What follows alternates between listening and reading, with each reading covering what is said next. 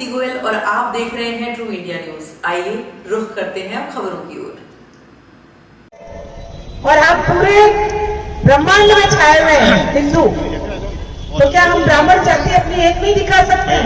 तो प्लीज अपना फोन निकालिए। इस पंचायत के लिए मैं अपना मंच है ब्राह्मण महापंचायत के बाद दीपावली समय हमारे साथ कमलेश जी और हमारे ब्राह्मण बंधुओं के लिए तालियों की गिड़गिड़ाहट के साथ शुरुआत होनी चाहिए। सबको जोश और उत्साह से लबरेज होने चाहिए। संख्या में कम है लेकिन हमारे अंदर में परमाणु की शक्ति है कि छोटा जरूर है लेकिन इसका प्रभाव दूर जाने तक है। रखने के लिए बहुत ही अच्छा प्रयास है। विप्र सेना के दिनेश जी गौड़ को धन्यवाद देना चाहता हूँ कि आपने ये पहल की है। समय समय पर कार्यक्रम होते रहते हैं, भाई कन्हैया लाल जी पारिक भी करते रहते हैं, हम लोग भी करते रहते हैं, लेकिन समय समय पर जब ये कार्यक्रम होता है तो ब्राह्मणों में एक नई जागृति पैदा होती है और समाज के हित में चाहे राजनीति हो चाहे सामाजिक कार्यक्रम हो, सब में एकजुट होकर एक साथ रहकर हम काम करेंगे तो ब्राह्मणों का नाम जो है वो आगे बढ़ेगा। और इसी सिलसिले में आज जो महापंचायत हुई है उसमें हम सभी एकजुट होकर जो निर्णय लेंगे, चाहे सामाजिक कुरीतियां है, चाहे समाज को किस तरह से आगे बढ़ाए, समाज स्तर पर और आर्थिक स्तर पर हम आगे बढ़ाने का प्रयास करेंगे। बहुत बहुत धन्यवाद। कमलेश जी का मेरे साथ जुड़े हुए हैं कन्हैया लाल जी पारिक, जो समाज में चेतना के लिए निरंतर कार्य करते रहते हैं। इस ब्राह्मण महापंचायत के साथ क्या कार्य आगे नए होंगे इसको हम जानना चाहेंगे। ब्राह्मण महापंचायत हमने इसलिए आज दीपावली स्नेह मिलन रखा है ताकि सभी ब्राह्मण आपस में मिल सके। क्योंकि अभी जैसे कमलेश जी ने बताया चुनावी माहौल है, तो चुनावी माहौल को देखकर हम सब एक साथ बैठ कर निर्णय लें कि जहाँ पर भी हमारे ब्राह्मण बंधु खड़े हैं, राजनीतिक पटल को एक साइड पर रखकर जितने भी ब्राह्मण बंधु खड़े हैं तो हम सबका कर्तव्य बनता है कि हम ब्राह्मण बंधु को ज्यादा से ज्यादा बनाएं और विधानसभा में भेजें। कार्यकारी अध्यक्ष है, बहुत बहुत धन्यवाद। हमारे साथ दिनेश जी गौड़। जहाँ कोई आगे आता है तो निश्चित रूप से व्यवस्थाएं सुधरती हैं और ब्राह्मण महापंचायत जैसी बातें हो पाती है। क्या कहते हैं दिनेश जी गौड़? ब्राह्मण महापंचायत, दीपावली स्नेह मिलन, होली स्नेह मिलन, सावन उत्सव, इन सब आयोजनों का मुख्य उद्देश्य जो होता है समाज को एकजुट करना, एक ही माला में सारे समाज की मोटी सबको संगठित करना और समाज की ताकत दिखाना। और इसी बहाने से सभी समाज के लोग एकत्रित होते हैं और सभी एक दूसरे से जुड़ते हैं, एक दूसरे से संपर्क होता है। इसी उद्देश्य से इन कार्यक्रमों का आयोजन किया जाता है। इसी प्लेटफॉर्म के जरिए हम समाज का सामाजिक, आर्थिक और राजनीतिक विकास कर सकते हैं। आज जैसे कि मैं आपको बताता हूँ, चुनाव का समय चल रहा है, तो हमारा इस आयोजन में एक उद्देश्य ये भी साथ जुड़ेगा कि हमको जहाँ भी ब्राह्मण खड़ा है, वो चाहे किसी पार्टी को, हमारे को पार्टी से नहीं जाना है। ब्राह्मण जहाँ खड़ा है आंख मीच के उसको वोट देना है, सपोर्ट करना है, तन मन धन से अपना मत देना है, अपने साथ और भी कई लोगों से मत दिलवाना है। क्योंकि हमारा उद्देश्य है कि ये ब्राह्मण आना चाहिए, चाहे वो बीजेपी से हो, चाहे वो कांग्रेस से हो, चाहे वो निर्दलीय हो, चाहे वो किसी पार्टी से हो। हमारे को पार्टीबाजी में नहीं जाना है। हाँ, समाज के अलावा कोई कैंडिडेट खड़ा हो तो जो जिस पार्टी की विचारधारा को रखता हो उस पार्टी के साथ जुड़े, उसके साथ काम करे, उसको वोट दिए और दिलाए, उससे हमारे को कोई आपत्ति नहीं। मगर जहाँ ब्राह्मण खड़ा है वहाँ किसी पार्टी की बात नहीं करनी चाहिए, वहाँ किसी भी दल की बात नहीं करते हुए, किसी विचारधारा की बात नहीं करते हुए सिर्फ ब्राह्मण को देखते हुए हमें वोट करना चाहिए। खास एक बात और हम जानना चाहेंगे कि जब एक ही ब्राह्मण खड़ा हो तो कोई समस्या नहीं होती, लेकिन जैसे शहरी क्षेत्र के अंदर दो ब्राह्मण खड़े हो जाते हैं दो अलग अलग पार्टियों से, तो उनके लिए आपकी क्या विचारधारा है?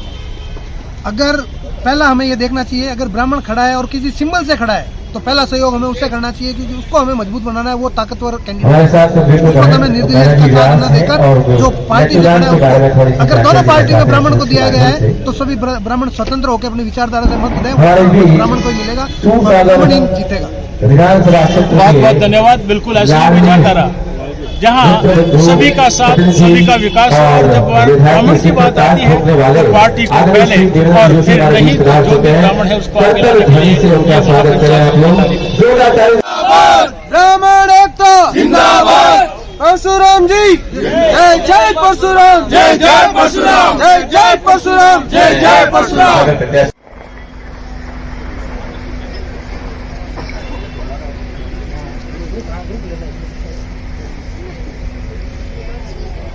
मैं निवेदन करूंगा शक्ति पूजा तारीख से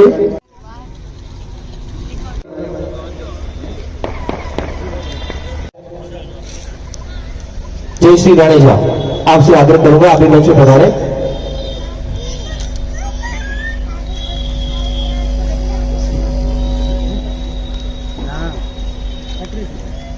कोटि समप्रभ निर्विघ्नं कुरु मे देव सर्व कार्येषु सर्वदा।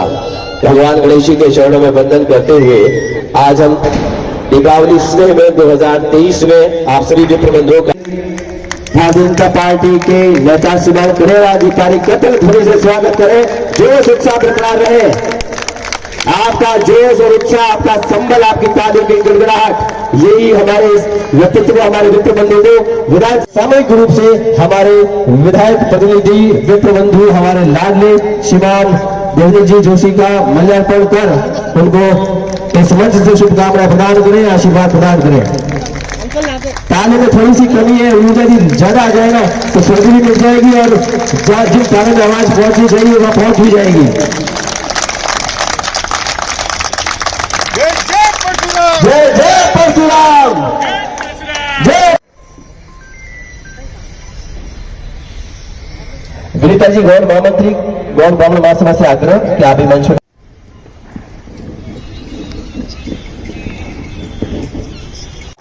इतनी तालियां तो हमारे बच्चों को थोड़ा मजा उसमें भी होती है। हाँ, लगना चाहिए। बोलिए भगवान परशुराम की। आवाज ही नहीं लग रहा है सबको, अभी भूख लग गई इतनी जल्दी, तो डिनर सेट देख के भूख लग गई, खाना खाने के बाद भूख नहीं लग रहा है। सबको इस जोश में बोलना है, ये प्रांगण गूंज जाना चाहिए, सबको पता चलना चाहिए रोड पे कि आप ब्राह्मण एकत्रित हुए हैं।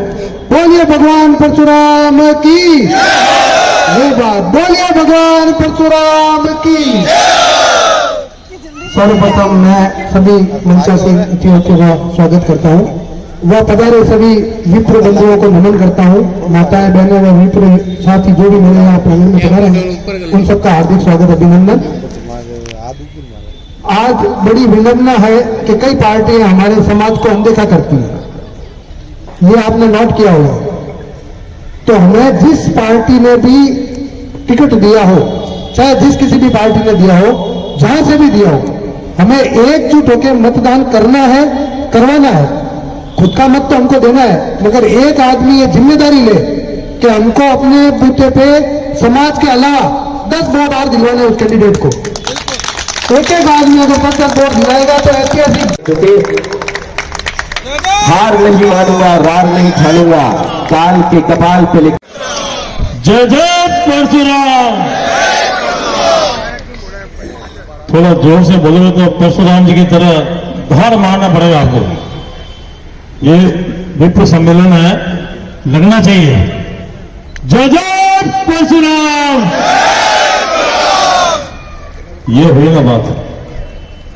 आज के इस कार्यक्रम में मंच पर विराजमान मेरे सभी विप्र भाई, मातृशक्ति और सबसे ऊपर सूरसागर से भारतीय जनता पार्टी के प्रत्याशी बड़े भाई देवेंद्र जी जोशी जी, मैं आप सबकी तरफ से देवेंद्र जी का हार्दिक स्वागत करता हूं, अभिनंदन करता हूं और मैं चाहता हूं कि आप सभी इनको आशीर्वाद दें और ताकि ये ज्यादा से ज्यादा मतों से जीतकर आप किया है। कोई भी ब्राह्मण बंधु ये कहते कि मैंने कन्हैयालाल पारिक को फोन किया और फोन नहीं उठाया और मेरे काम नहीं आया।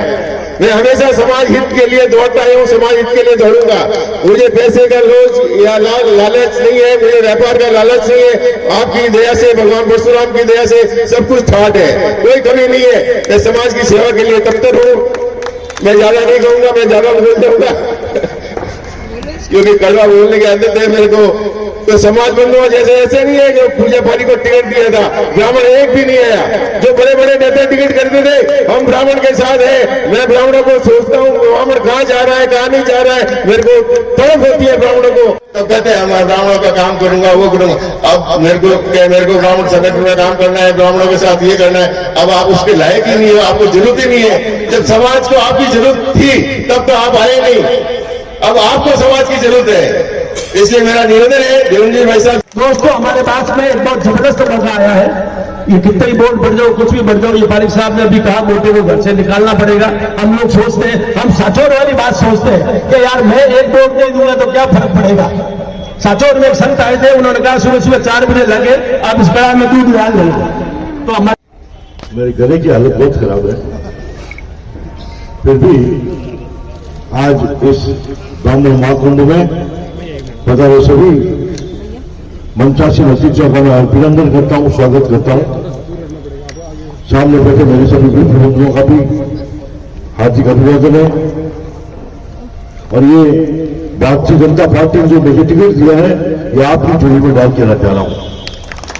आपको फैसला करें, आप ये टिकट आपकी झोली में है। एक कार्यकर्ता को टिकट दिया है और ये कार्यकर्ता आज इस विप्र महाकुंभ में आपकी झोली में टिकट डाल के जा रहा है। आप सभी ने जो प्रेम और स्नेह दिखाया, विशेषकर पिछले 10-15 दिनों के कैंपेन में भी, और लगातार ब्राह्मण एकता के दम पर जिस तरह का एक माहौल खड़ा किया है जोधपुर में, मैं उसके लिए भी आपका अभिनंदन करता हूं।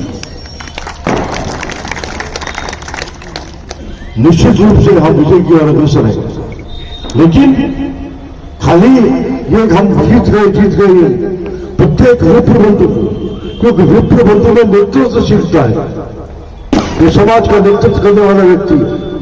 अगर हम सभी विप्र बंधु लगे, हम हर विप्र बंधु 100-200 वोटों की ताकत रखते हैं, क्योंकि समाज हमारी बात को मानता है, हमारे सेवा भाव को मानता है, हमारे समर्पण को मानता है। उसके कारण से सभी समाजों में हमारे हम लोकप्रिय हैं, सभी समाज हमको सत्ता की नजर से भी देखते हैं। इसलिए मेरा आपसे अनुरोध है, गला खराबे आगे मेरे कार्यक्रम में मैं आपसे एक ही अनुरोध करके जाता हूं कि आपकी आशाओं पर खरा उतरूंगा। विप्र समाज की एकता के लिए चाहे विधायक बनूं या नहीं बनूं, समर्पित रहूंगा, और विधायक के बाद में भी समर्पित रहूंगा, ये आपसे वादा करके जाता है। 24 घंटे कोई भी आपका काम हो, देवेंद्र जोशी हमेशा तैयार रहेगा। आप कभी अजमा के देख लेना, लेकिन एक आपसे भी विनती करता हूं, हम सभी नेतृत्वशील लोग, हमारा नेतृत्व समाज मानता है, लेकिन हम कभी कभी खुद अपने को नहीं मानते, खुद का स्वाभिमान जगाते। हम किसी भी आर्थिक परिस्थिति में माननीय घनश्याम जी तिवारी का मेरे एक भाषण याद आता है, जिसमें उन्होंने कहा था ब्राह्मण अगड़ा थोड़ा तगड़ा नहीं, अब ब्राह्मण को तगड़ा भी होना पड़ेगा। अगर राजनीति में वर्चस्व चाहते हैं तो ब्राह्मण को तगड़ा भी होना पड़ेगा। इसलिए मेरा निवेदन है आपसे, हम सभी एक दूसरे का सहयोग करते हुए कैसे एक आर्थिक शक्ति भी ब्राह्मण बने, उसकी ओर भी अपने को सोचना होगा। इसलिए मैं आपसे अनुरोध करूंगा, हम सभी केवल चुनाव तक नहीं, चुनाव के बाद में भी काम दे, उसको आरक्षण दे, उसको प्रायोरिटी दे, ताकि हमारा समाज विप्र सेना की महापंचायत, और यहाँ विप्र सेना से जुड़े हुए समाज के वे लोग जो विप्र को आगे लाने के साथ समाज को आगे लाने के लिए हमारे साथ जुड़ा है। प्रदीप जी क्या कहना चाहेंगे विप्र समाज के लिए? मैं विप्र समाज को ये संदेश देना चाहूंगा कि जिस प्रकार आज यहाँ इकट्ठा है, जिस प्रकार इलेक्शन में भी अपना दमखम आपको बढ़ाना चाहिए। धन्यवाद। हमारे साथ जुड़े हैं विप्र के ही एक महेश जी गौड़ साहब, क्या कहते हैं आपकी आज की जो सेना जो है ये कितना रंग लाएगी? जितना ज़्यादा मतदान करना चाहिए, और मतदान का बड़ा कि ब्राह्मण समाज को अपनी एकता का परिचय देना चाहिए। मतदान के लिए आप अपने लेवल पर क्या करना चाहेंगे? तो हम हर आदमी को जाकर जागृत करेंगे और उनको है ना बताऊँ मतदान देने के लिए, वोट केंद्र पर आने के लिए उनको थोड़ा मोटिवेट करेंगे। बहुत बहुत धन्यवाद। रमेश जी हमारे साथ, रमेश कैलाश भार्गव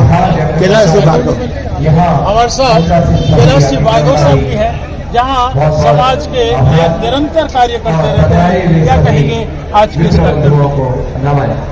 मैं इतना कहूँगा कि आज के माहौल को देखते हुए समाज जो संगठित हुए इसी तरह से हमेशा संगठित होते रहे, और समाज के लिए इस तरह से आज इन्होंने पक्ष रखा, हमेशा समाज को पक्ष रखें ताकि आने वाले भविष्य के अंदर समाज जो है वो समृद्ध होता रहे।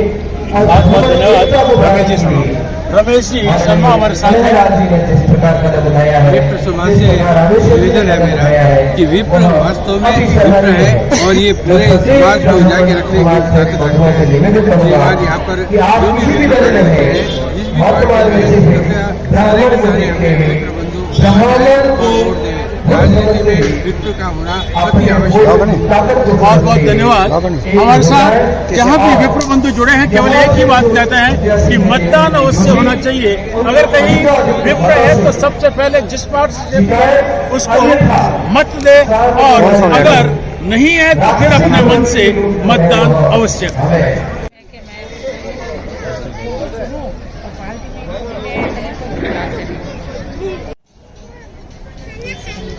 हमारे साथ पूजा जी पारिक जो किसी बात के ऐसे मोहताज नहीं कि जिनको पहचान देनी पड़े, लेकिन अभी खास तौर से आप देख रहे होंगे कि जहां बात थी चुनावों के अवसर की और आपने बीजेपी को सपोर्ट किया, उसके पीछे क्या कारण?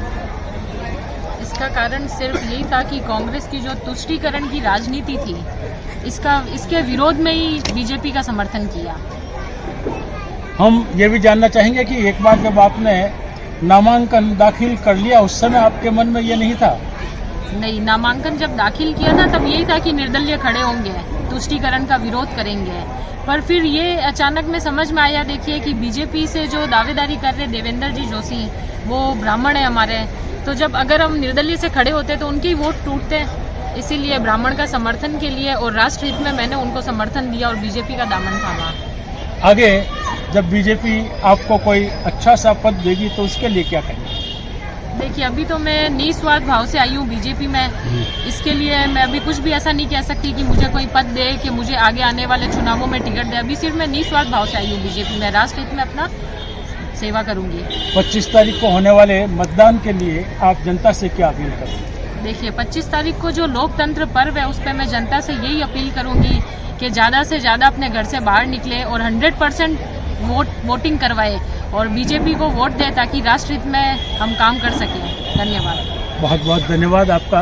बिल्कुल मतदान अवश्य करें, घर से बाहर निकलें, घर में बैठ करके न रहें, लोकतंत्र के इस महोत्सव में आप शामिल हों।